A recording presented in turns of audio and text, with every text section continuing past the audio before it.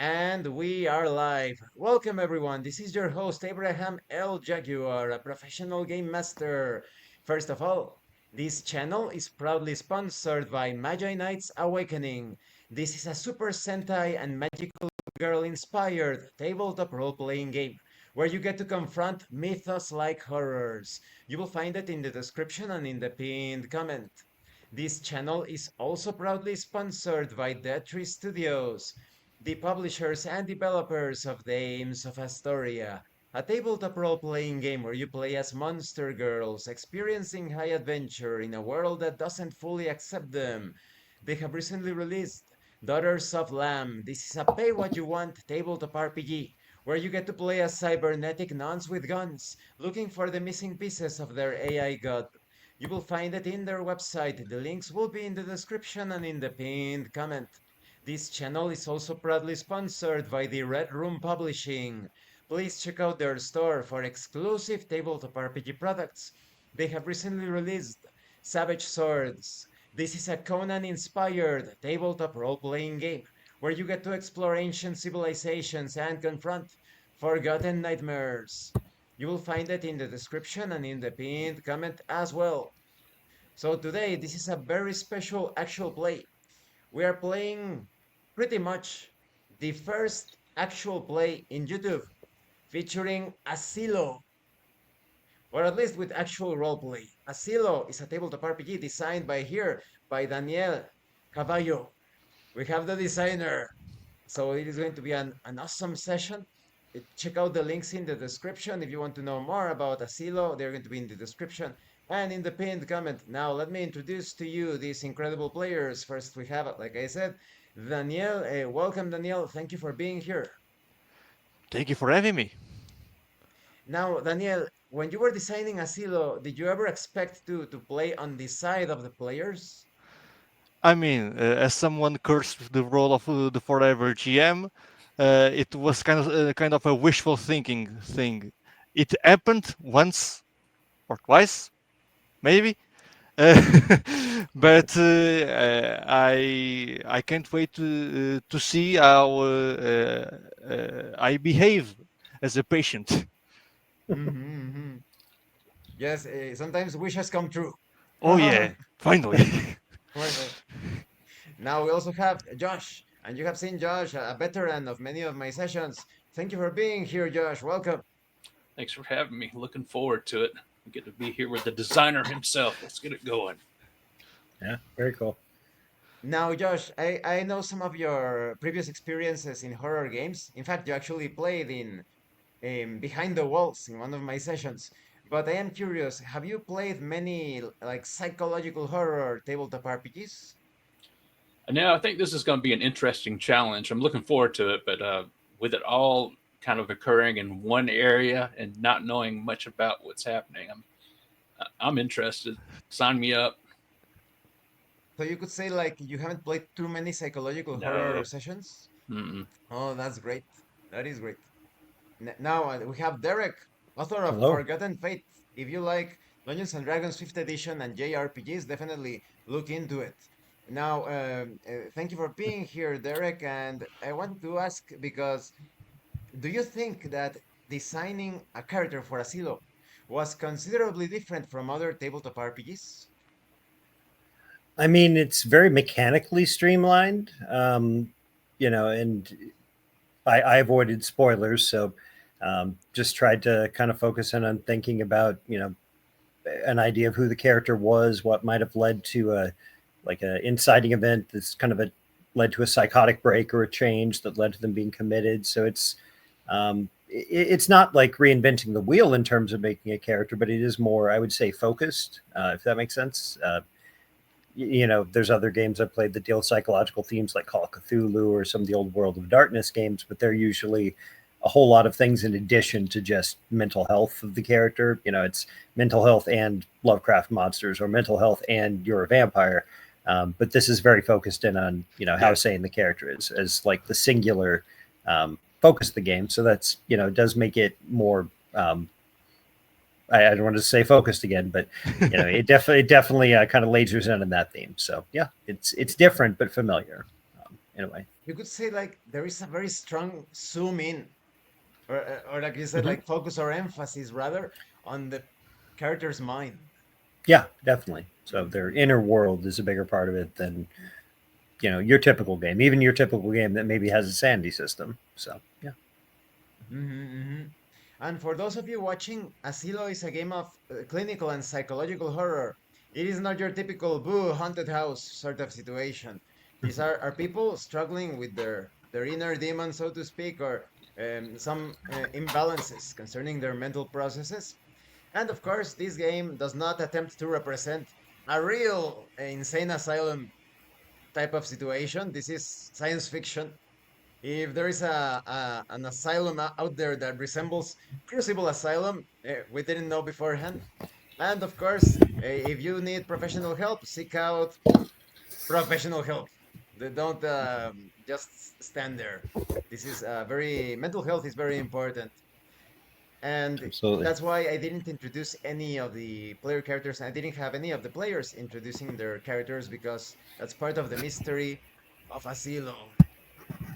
And so it begins.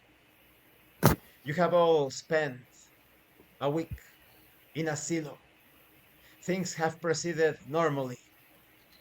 What you have expected from your typical asylum situation in Crucible Asylum.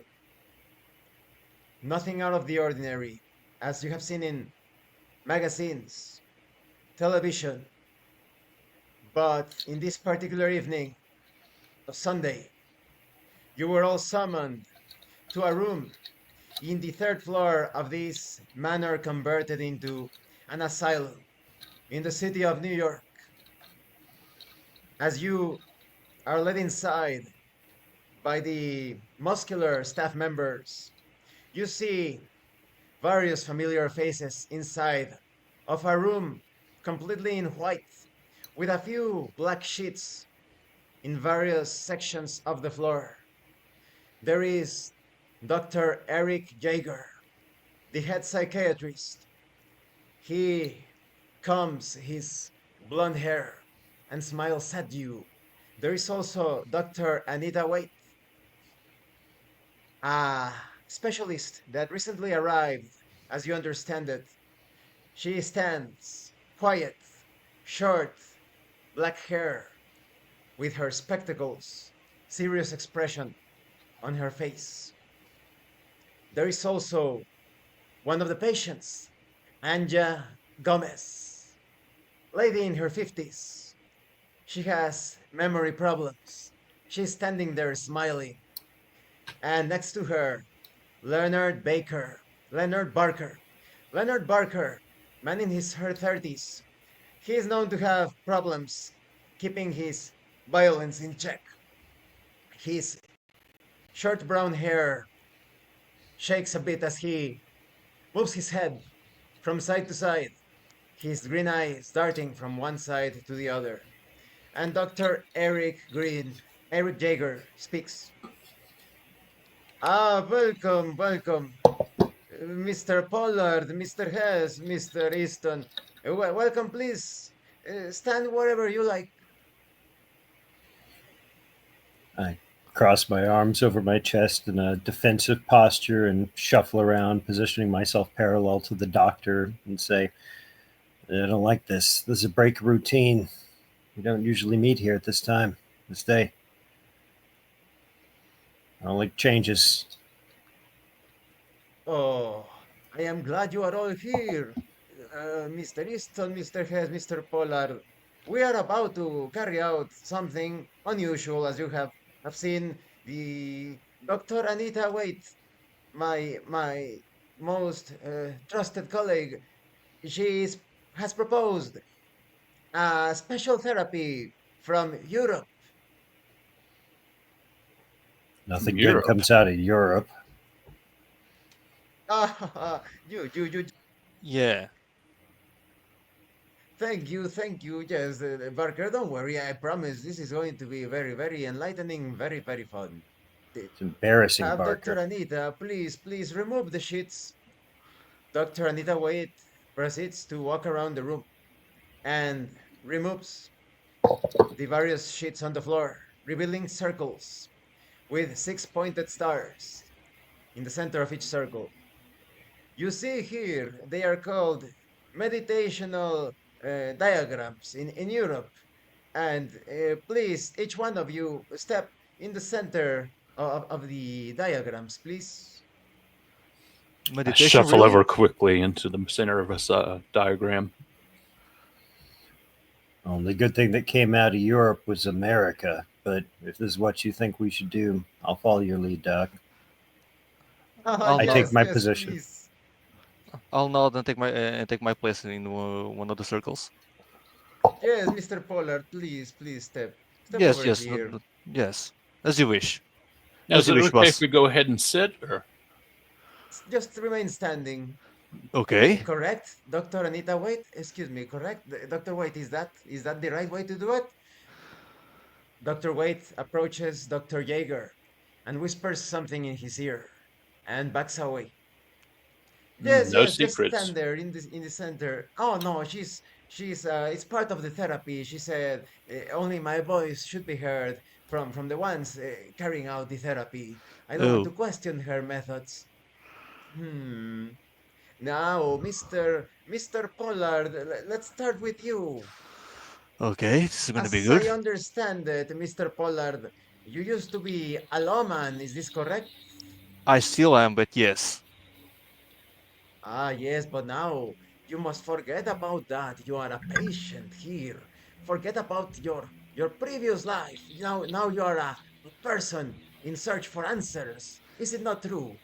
Yes, yes, very, very much true. And as soon as I get my answers, I'm going back to the force. This is just a quick leave, in and out.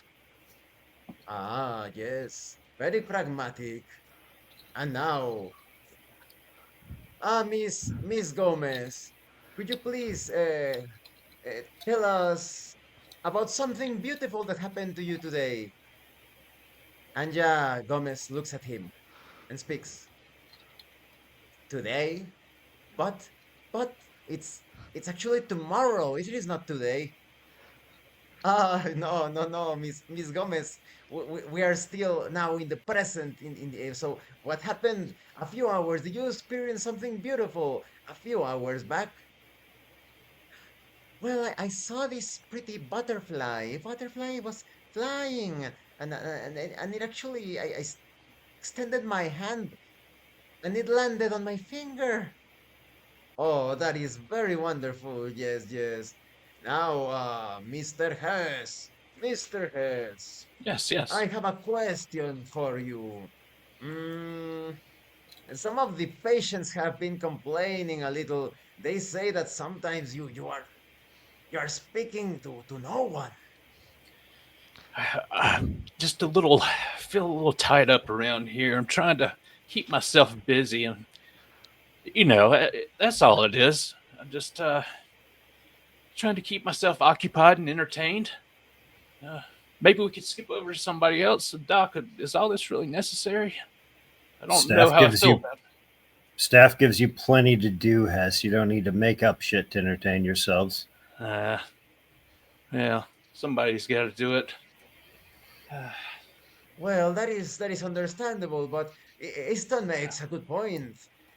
If you need help or if you need a conversational partner, reach out to anyone of us here in Crucible Asylum.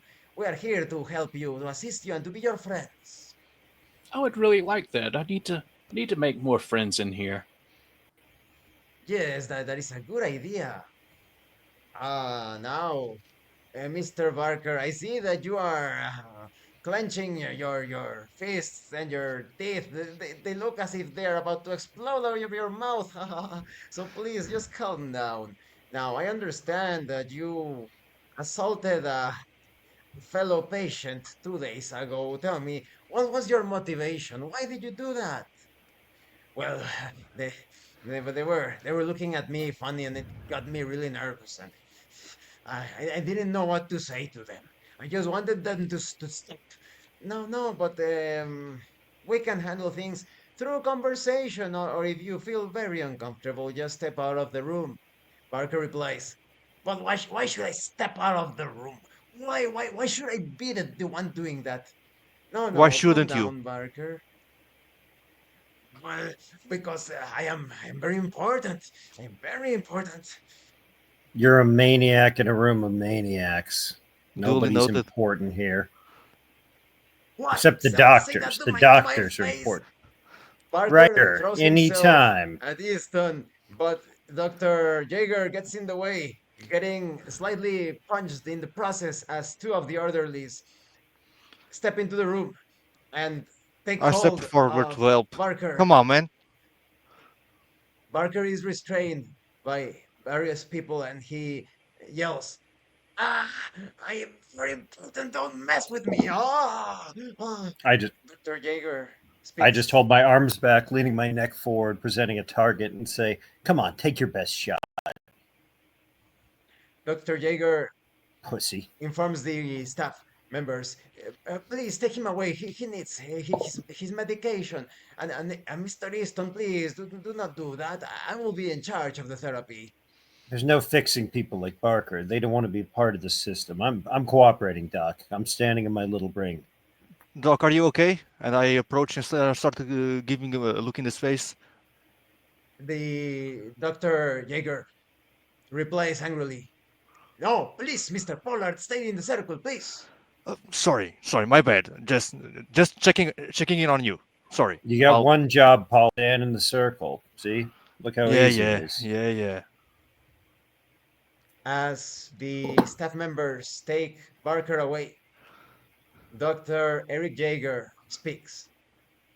Now, Dr. Waite has taught to me this mysterious mantra to get you in the mood. Okay. Hmm. In the Dr. mood. Jaeger pronounces words that you have never heard in your life. Some of the words resemble the old language of Egypt for those that have ever heard it. Old English language combined with Hebrew words. And the entire room goes into absolute blackness, darkness, and out of nowhere, impossible to ascertain where the light is coming from. The three of you, Pollard, Hess, and Easton, find yourselves in a room that is partly built of the material of the asylum, weaved together, meshed together with what appears to be human skin, wires, and bone. A single door, a single wooden door standing in the far wall. The circles underneath your feet have disappeared, and the doctors, the staff members, and the other patients are nowhere to be seen. Christ, I finally lost it. No. You're seeing it as well, right? I close my eyes and breathe heavily and say, I don't know. I thought this was going to be some new agey bullshit, but this is probably a chemical trial. We're testing some new meds. They're probably going to want us to report all of our symptoms. Yeah. Everything's fine. I Just got to missed my breathe gun. through it. You miss your gun? You're a maniac. We're all maniacs. Giving you a gun's a terrible idea. I kneel down and trace my finger along where the images in the circle were. Don't get yourself worked up. When you're experiencing symptoms, they say to keep calm and shit. Don't. Stick my hand. Hess doesn't notice anything out of the ordinary, but the ground feels slightly oily. Mm. I open my eyes to see if my surroundings remain surreal and horrifying. The area around Easton is still the same. Oh, this is some bonkers shit. Doc? Come on, take my hand. Let's get moving. I believe it's clear where you have to go. Why would we move? The doc said to stand in the circles. Well, there are no That's the circles. There Yeah, are circle's circles. gone. This shit isn't real. That's the exercise to power through and go with the system. They said to stay in the circle. I'm staying in the circle. Hmm. Doing what you asked, Doc. 5 points of sanity damage. Drayden takes 3 points. Chuck Easton takes 5 points. Not okay. Far from it. I don't know. I just start running straight towards the door. What the fuck, Drayden man? reaches the door, and as soon as he reaches it, he can hear 2 loud clicks in succession. Everybody in the room hears 2 loud clicks in succession. Where is this coming from? Did someone step on anything? Yes. I look back at Pollard and Easton. I don't know. I heard it too, though. I'm going to Here. start describing what I'm seeing. You're probably hallucinating completely different things, and that way we can prove that this is just in our minds. And I begin to describe my surroundings as best as I can, as loud as I can. Yeah, we're seeing it as well, Easton. Come on. Fine. Easton's description is actually is completely accurate to what everyone else is seeing. All right, I'll play along on our little kumbaya spirit journey. Shit sucks. I follow. I reluctantly push my hand, pressing against a portion of the skin, caressing it, feeling the texture. You're probably just rubbing a wall. For Hess, it is absolutely certain that this is actual human skin. This is fucking disgusting. Talk to me, yes? Talk to me. Come on. Well, you see all this. Yeah, I see. Did they kill us? Are we in hell now? No, Oh, you. not from it. Far from it. Let's What? open the door and see what's on the other side. Sure, open the door, see what's in there. Walk through it logically. If you two are seeing what I'm seeing, then the two of you obviously aren't real. Because if you were, you'd be hallucinating your own shit. Meaning, this is all in my head. Why would we As the be in door your is head? open, Game, set, match. a normal asylum hallway is revealed. Oh, But in the center of the hallway lies the far end of what is obviously intestines. All right. Closer to normal, but not. I step through to the hallway. I follow suit. Doctor, anyone? Staff? I quickly A pat down single my click. pockets. A single click is heard throughout the entire room. Impossible to determine where it comes from. Goes the loud click. I don't like this. Things are supposed to be a certain way, and this is not it. Doctor, staff, anyone? There is no response. And from this distance, you can see that the intestine, almost like a rope or a thread, goes along the floor and turns to the right end of the hallway. The lights on top of the ceiling, on the ceiling, flicker for a moment and remain constant.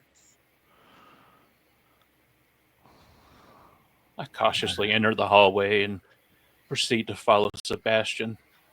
I don't know, Pollard. What do you think? Did I take one too many pills? If you did, we all did. We all Come did. on. Let's just stick close. Yeah. Let's get our backs together and move carefully. Ethan, are you with us? Know, you're with me. I still want to know I hallucinated you two. You're nothing special. Yeah. Well, do me Come a on, favor. As well. Leave me along, spirit guide. Sure. If you're I follow. hallucinating, check out those intestines for me then. That's the worst thing I could do. You're having a bad trip. You don't want to focus on the worst thing. You want to focus on the most calming thing. I'm going to go down the hallway with less intestines, not towards the ones with more. Stoner 101. Well, if you say so. Let's look for normalcy. Look for things that are normal. Okay, looking for things that are normal, Ethan. Let's look behind. Look beyond the intestines crawling on the ground. You don't have to keep saying it, but yeah. I slowly walk towards the intestines, the opposite direction, drawn to it. Oh, I walked down the hallway where the S? intestine was trailing towards the pile of intestines. S, are you with me, boy? Come on, buddy. It's just fascinating. I know it is, but come on, let's keep All it right. together. All right, Pollard. Let's go. As you take steps forward, a buzzing sound is heard. Ugh.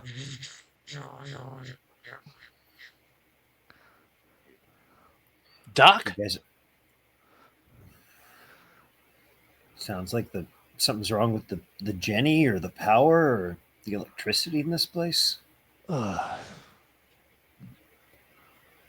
It is clear to Drayden and Sebastian that what lies in front of them, almost facing it out of nowhere, is the corpse of patient Anya, the woman that was in the room. The corpse exhibits a terrifying wound in the center, in the chest, as if the ribs had exploded outwards. Sebastian takes 3 points of sanity damage. Drayden takes 5 points of sanity damage. I unlock a new behavior. I'm not feeling well. I Oh, also unlock a new behavior. I don't know if you figments are my id or superego or any of that shit, but if you want to come with me, I'm trying to calm down. Over here. Drayden is the victim of profuse sweating, while Sebastian is the victim of nervous tics. Suddenly, Easton feels someone tapping him from behind. I close my eyes and take a few calming breaths and say, Doc, is that you? One of the nurses? One of the staff? I'm okay. I'm still in the circle. I know I'm still in the circle. The voice of a little boy is heard. Excuse me, can you please turn around? I need you to help me with something. Okay. I open my eyes and reluctantly turn. Chuck takes 2 points of sanity damage, as he now sees standing before him the corpse of a child, the eyes completely black as two black marbles. The child, through its decomposing mouth, smiles and speaks. Follow me down that corridor. Do you see? Over there? The corpse points towards the section where the intestines continue almost infinitely down the corridor and speaks. I don't trust those two men, pointing at Drayden and Sebastian. So please stay close to me. They're not real. You're not real. And I think that's not the purpose of this exercise. I'm going to not do that. I turn away from the child and continue to walk down the hallway the opposite direction. As the three of you continue down the hallway in the opposite direction, you can hear a child sobbing behind you.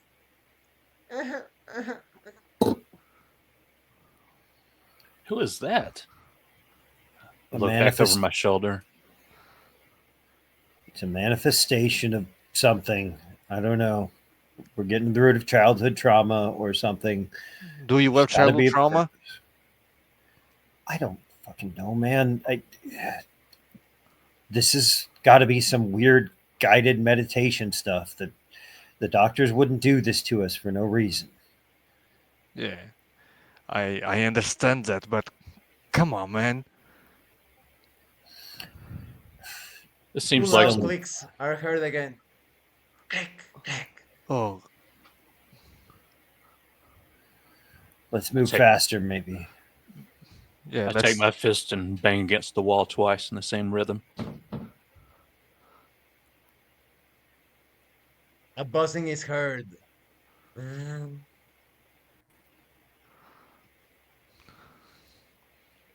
I don't know. Maybe we should just walk faster, guys. Did you do Walk. something else? I don't know. I just was trying to mimic that noise I heard. I'll do it again. Uh, And then there is silence. No buzzing this time. Hess, if that really is you trying to mimic the creepy things going on around you, probably isn't really beneficial. Why don't we just keep moving towards things that seem familiar and not fucked up? That maybe symbolically will get us through this, whatever it is. Come on, Okay. Chuck. Lighten up a little bit. We've got to have some fun in here while we're doing this. Have you ever tripped this Lighten, hard before? lighten up. Sebastian notices that projecting from Drayden's body, because of the light on the ceiling, there is, of course, a shadow, but the shadow of Hess resembles the shadow of a woman. Drayden, as soon as I tell you to duck, go. A And duck as soon as he ducks, I try to punch the shadow. Sebastian punches the shadow and hits the wall instead, God damn! Ugh. taking 4 points of sanity damage in the process. Pollard, you all right? What was it, man? I saw some strange shadow looming over you. God, Chuck, did you catch Sebastian is that? still looking at Drayden's shadow, but it is quite clear that the shadow is the shadow of a woman. I'm more convinced that's the real you, Pollard. Taking swings at nothing? Yeah, real nutcase. No, that's you. ah, Keep it together. This is embarrassing. You too, Hess. We just got to get through this. Let's move towards normalcy. Ignore anything that seems messed up. The doctors will get us through this. We got to trust the system. okay, let's move on. You two move on ahead. I'll watch your six. Okay. I mean, this is guided meditation. We're not in Nam, but fine. As you continue, the voice of a woman is heard. Why did you choose her instead of me? Why? I didn't choose anyone. What the? Did some? Did any of you have some form of affair or something? What is this? We are in an asylum. It's full of raving, crazy people. You probably don't need to give each one of them the time of day. I try to ignore it and move on. The lights flicker, sometimes leaving the area you're moving through in complete darkness. But you notice two doors, to your right and to your left, one door in each side, normal wooden looking doors. But the hallway continues further into the darkness ahead. I look for any writing on or about any of the doors.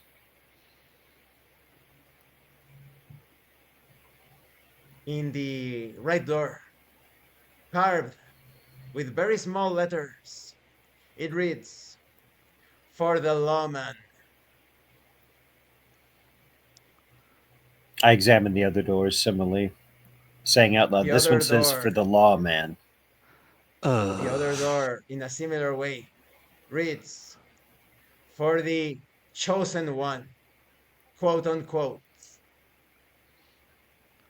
For the chosen one. Interesting. I move to the other doors, looking for similar writing. Only two doors were in the hallway. The lawman, the chosen one. Oh come on! Now they want to split us up. Well, let's check out one of those doors, Sebastian. Go on in. I've got your back. I'll go with you. Yeah, yeah. What? No, the door for the lawman's for Pollard. That's not for Oh. you. I mean, if he wants to come along, This isn't group. That's It your is. room. Why can't you play started by the off in group rules? therapy. I don't know. You I don't enforce The think the law. voice of a child behind all of you. He speaks. You shouldn't enter any of those doors. He's going to get angry. Who's going to get angry? He is the lord of this place. You have been hearing him. That horrible sound, like a buzzing sound. You are all seeing the same corpse boy. Hmm. I'm looking for structure. I'm looking for something that makes sense out of all this. Pollard, you're the lawman. Take your room. Maybe you can calm I down and get through this. Maybe that's symbolic of where you're supposed to be. I put my hand on the doorknob and look at the corpse. And what do you suggest exactly? Come on, man. Look at yourself. Just keep going forward. Or we could play a game. I have these puppets. The corpse pulls out from fleshy pockets near his kidneys two puppets made out of flesh with the seams quite visible. They are hand puppets. The child Okay. speaks. Somebody play with one of these puppets and I will play the other one. Wouldn't that be fun? Okay, it's better the devil that you know when I open the door and get in. I charge As past the Sebastian. monstrosity and go to open the other door as well. No, no, I'm the chosen one. Hess, find your own door. I shove past him, trying to enter the room first. As Sebastian and Raiden move into one door and Chuck moves into the other, the corpse boy follows Chuck Easton. Well, Sebastian and Raiden are faced with a room completely made out of wires. And on the other side of the wires, on the far wall, stands a hulking man with his head completely wrapped in black plastic. The man is breathing heavily as the plastic bag inflates and deflates. Is this a perpetrator of yours you've taken down? Maybe. I This I guy's think it, huge. yeah. As Sebastian and Drayden look at that disturbing image in front of them, Chuck finds himself in a single square room. Everything is padded, including the floor. And in the center of this room stands the shadow of a woman. The corpse child pokes Chuck and speaks. Maybe you shouldn't talk to her. I walk to one of the corners of the room, placing my back to it, and kneel down, wrapping my arms around my knees, and stare straight ahead and say, "This is good. This is a padded room. Can't hurt myself here. This is probably real." A buzzing sound is heard. I While that belong here. occurs, Sebastian and Raiden see the hulking man slamming himself constantly against the fences, against the metal wires, and punches through the two wires, through the two sections. His fists clenched. He holds them in front of him. He does not attempt to further proceed into the room, as if giving you a choice from one of the two fists. Okay, right is always right. And I approach the right hand. As Sebastian leans towards that hand, he notices at the last moment that the hand is covered in cuts. It opens and lets fall many fingernails completely bloodied, as if they were ripped apart from someone's hand. And a very almost quiet, calm voice is heard from nowhere, speaking directly to Sebastian. Female voice. Mr. Pollard, those are the nails of one of the victims because they were killed by one of the killers you just let them put into jail. You didn't kill that murderer. You just placed him in jail. And now someone has suffered because of it. Yeah, story of my life. Even if you do right, you get screwed in the end. Come on, can't catch a break.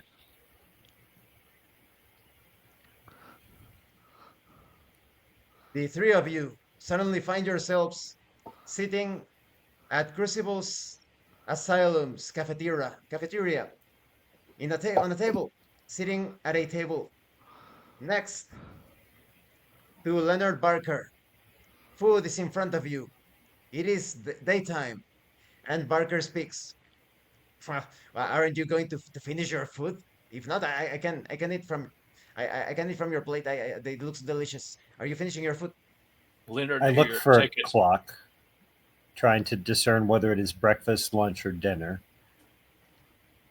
Easton can see that it is the time for lunch. It's lunchtime. That's normal. Everything's fine.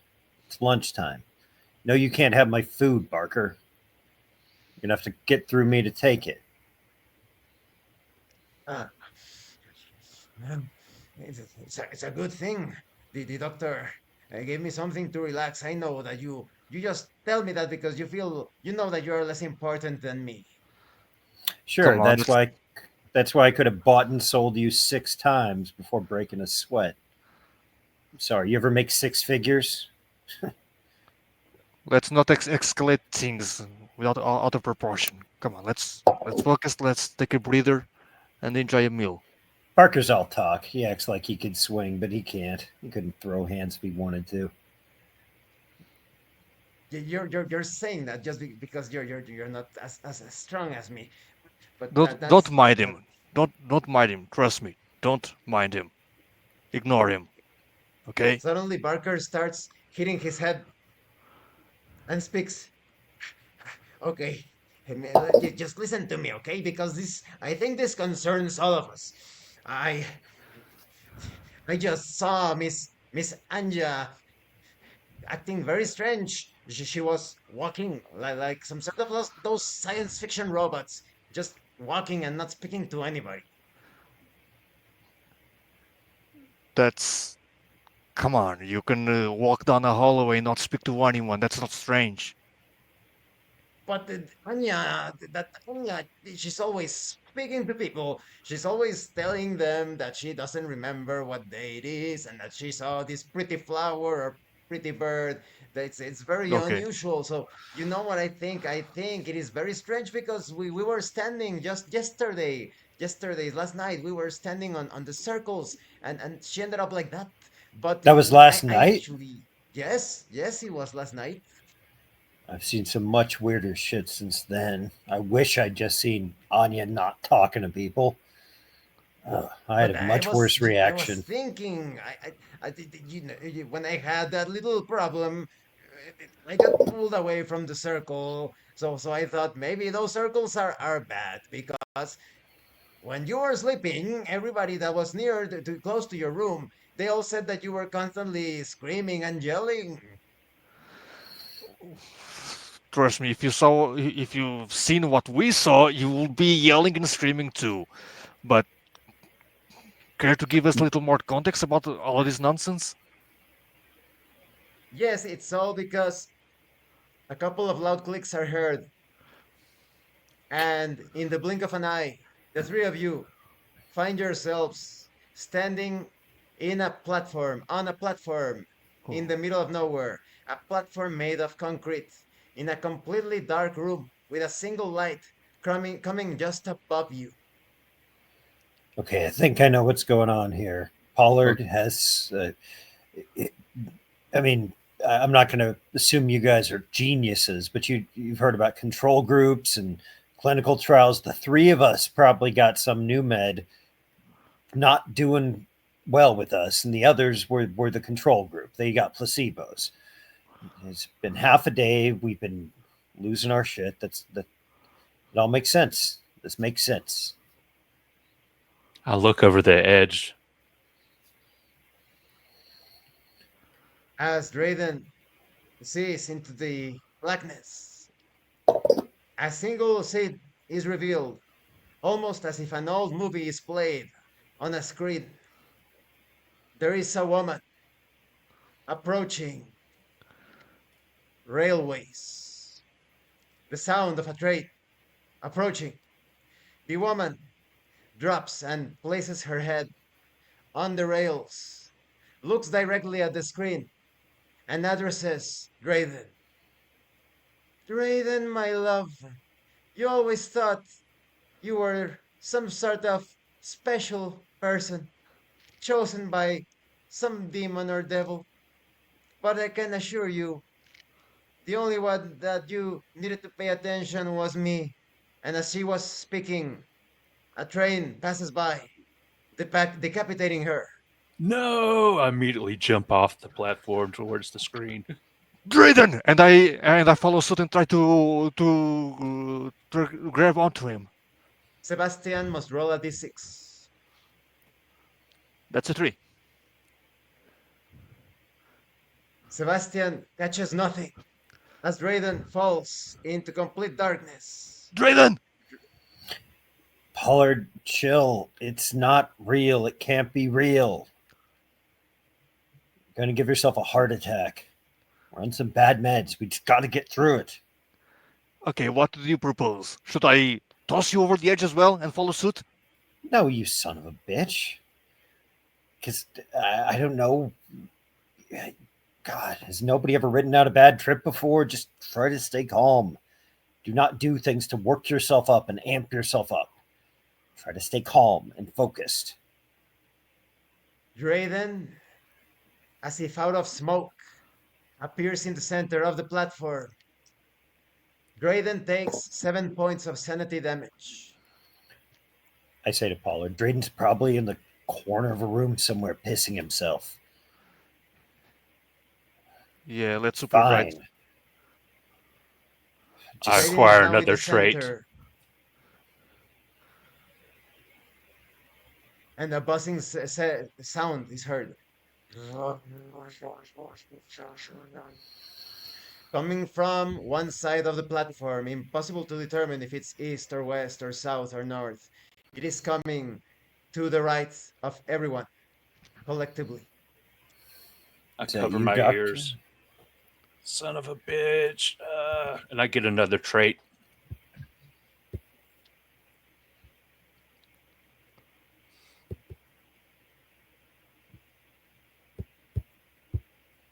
Drayden begins experiencing hallucinations of flies. Oh my god. Get off of me! Get off of me! You can hear Drayden at the center of the platform, and the buzzing sound intensifies, coming in your direction. Dr. I run. Yeager, Dr. Waite, is that you? Come on, There man. is Let's no give response. Drayden a hand.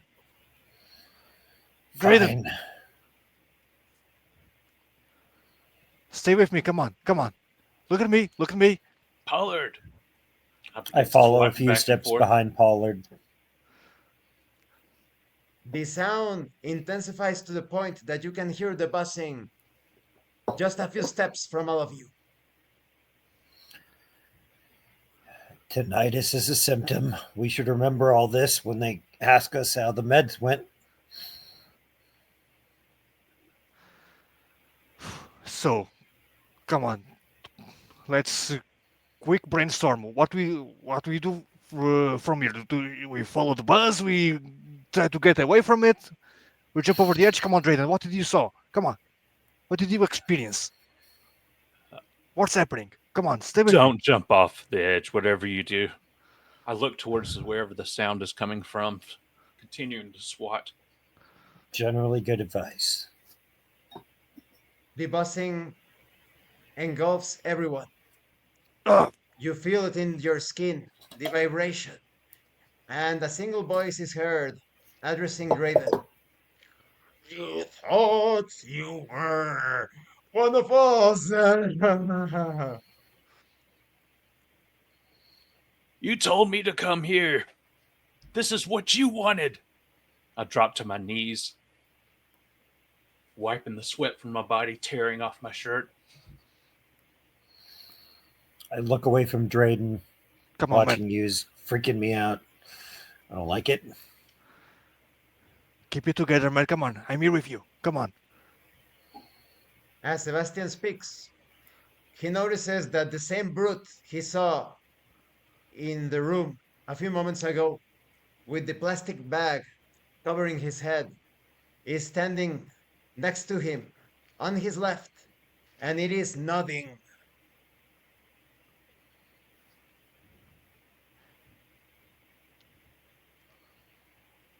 I look between Drayden and the figure. Nah. What are you implying? The figure reaches out to put his hands on both Sebastian and Raiden. I observe this, confirming if I'm seeing the same things they are as I described. Is there a big guy touching you? I just leaned forward towards the hand. Chuck's mania has activated as he feels the need to get in harm's way. As the same corpse boy runs at him with a needle. I run at the corpse boy and attempt to do a full on front kick, even though I know I'm not limber enough to do it, and say, "Come on, you little son of a bitch. It's brawl. It's daycare now." As Chuck accomplishes that, the kick breaks through the corpse's chest, but the corpse, now lodged into his leg, starts inserting the needle with thread, sewing his leg. I start punching my own leg as hard as I can, smashing it against the ground. Chuck takes 12 points of sanity damage. I certainly have a the 20 total now. 19? A 19. Yes. new A new behavior, behavior. fixation on organization. Chuck Easton feels the need to assist the boy sewing his own leg. You're the doctor. You're the staff. Let me help you. I do everything I can to help steady his hand, guide him. You got this, kid. Doc. Drayden and Sebastian must now roll a d6 as the hand of the figure is close to their heads. That's a 6. 6 as well. The brute retracts, pulls back, and everything fades. And the three of you are standing in the sunlight in the asylum's garden with digital cameras on your hands. Other patients are taking photographs. Dr. Jaeger and Dr. Anita Waite stand with smiles on their faces. Dr. Jaeger claps. You were correct, Dr. Waite. Look at them taking pictures with their digital cameras, and it was a good idea to enable that sound of clicking. I think it is relaxing them. Tell me, Mr. Pollard, Mr. Hess, Mr. Easton, are you enjoying the picture taking exercise? Picture taking? What the hell What all just happened? I look down at my leg, looking for any signs of injury. There is no injury. I This was continue to a- wipe the sweat. Could someone turn the AC up? It's hot in here. Come on, it's the outdoors, Drayden. Uh, To be honest, Doc, this exercise is more stressful than you probably intended. I'm having some bad visions. You may need up my meds. Real bad stuff. But Wait, we we're are just outside? taking pictures. Look, Mr. Pollard has. Hey, Mr. Easton, everybody is enjoying themselves. Even Dr. Anita is. I have never seen her so happy before. But wait, what is that? What is that sound? Everybody in the garden can hear a buzzing. And the Okay, it session is is again. over. The session is over. Oh, Okay. So what do you think about the session?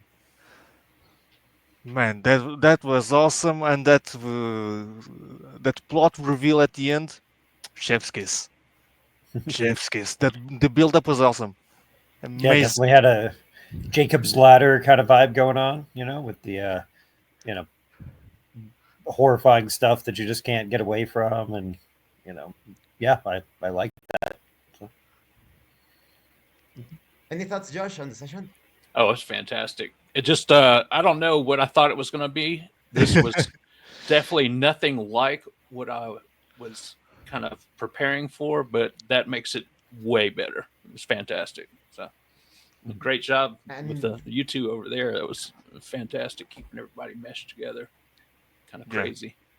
It's a never lot I to split think think the apart. about, three though. I think the three of you did really good because everything was so ambiguous and abstract. Everything was nuts, ambiguous, abstract, and you were still making like the best choices, following your role playing your character, of course, getting into your character mindset, but at the same time, you were trying to find your way. So I think you avoided several traps that could have drained your sanity. I expected one of you at least to be lost in completely insane, but you all survived, mentally speaking, at least. took a lot of sanity damage though. 19 points. That's a lot. I would imagine. You So were missing what 1.2 maybe? I took 19 total. So So the total is, let me see, I'm curious about that.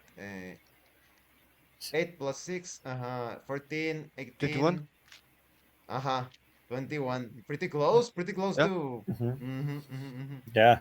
So that was a And even more behaviors were like, you had like a, how you say, an outburst of behaviors, but yeah, better to handle it as one based on the context.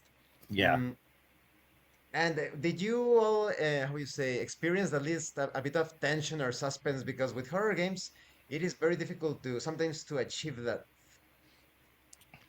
Yeah, there is always tension when you are trying to make the best possible choice with something when an ambiguous problem is being prompted. So the looking figure reaching out his hands, like offering a choice, the hands moving closer and nodding to to Drayden. Raiden, Sorry, uh, Sebastian was doubting himself as if the figure was a bandit or a murderer, or if the figure was nodding that Drayden was the culprit all along. There was a lot Interesting. moving on within the Sebastian's mind. So yeah, there is a lot of uncertainty, and uncertainty leads to tension. excellent. Lots of tension. Yeah, definitely. Were there moments of claustrophobia? In a way, yes, because you are sort of trapped in a space. You have a room, then you have an hallway.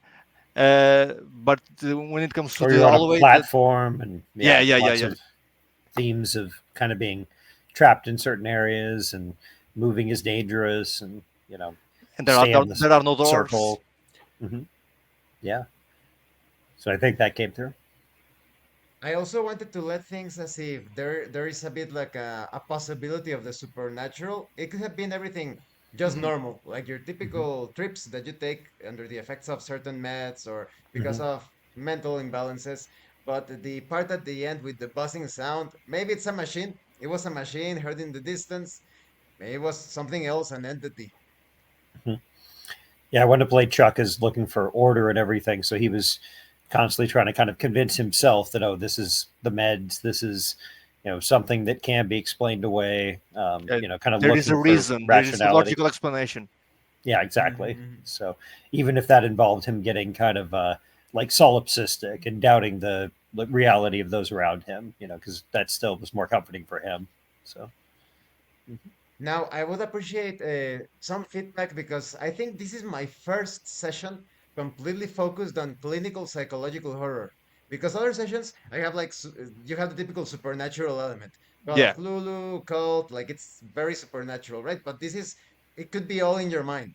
It could be all in your Mhm. mind. So, you have any thoughts that you think, oh, this could have been improved? No, man, you knocked it out of the park. This is it. And like you said, when it comes to Asilo, you can go with the full clinical and psychological approach using, lobotomies and surgeries and medication and whatnot. Or you can add a supernatural element to add some uncertainty of what is real and what is not. And you mastered it. You crunched it, man. Good job. I'm glad to hear that. Thank you for telling me, Daniel. Now, Yeah, Josh, your personal appraisal, like something that could have been improved.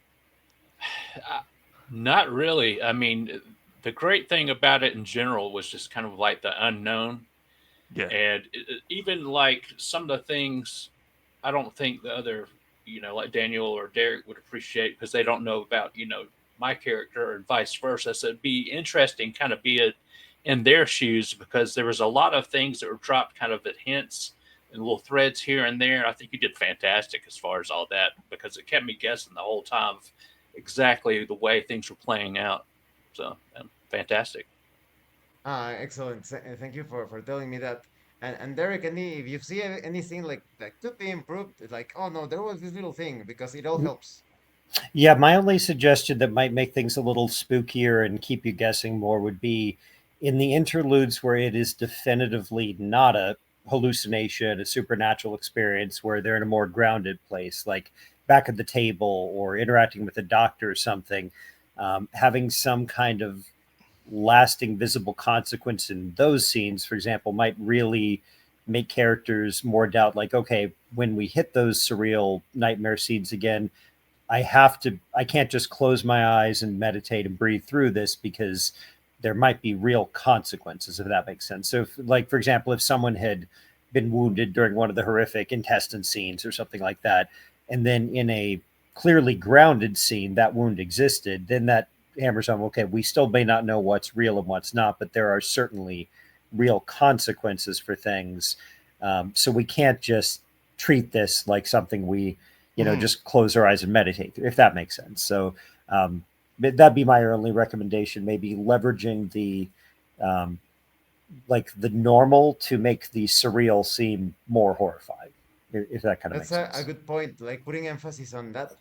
I did try to put a bit of that with Anya, that you saw her corpse in the other area and she was acting weird, but Mhm. perhaps do it a bit more tangible, perhaps make her like no one has seen her since since last night. That could be a good idea. Uh-huh. Mhm. I Yeah, was Yeah. still but kind of but I unsure with the whole scene with what was it, Leonard, the lunch room. I wasn't sure if we were still, in the weird zone or if we were back really at the asylum, to be No. honest, because it was kind of just a short, punchy scene. So Mhm. Hmm. That's true. That's true. you had already Well, convinced me I couldn't trust my senses. So Yeah. Point taken. Yeah, yeah, fair point. well, thank you again, Danielle and Josh and Derek for your participation in this only one at this time of at the time of this video, the first and only one shot of Asilo with actual roleplay. Yeah, thank And you for thank you running. to yes, my pleasure as always. And thank you to those of you watching this actual play. Don't forget to leave a like, comment, and subscribe.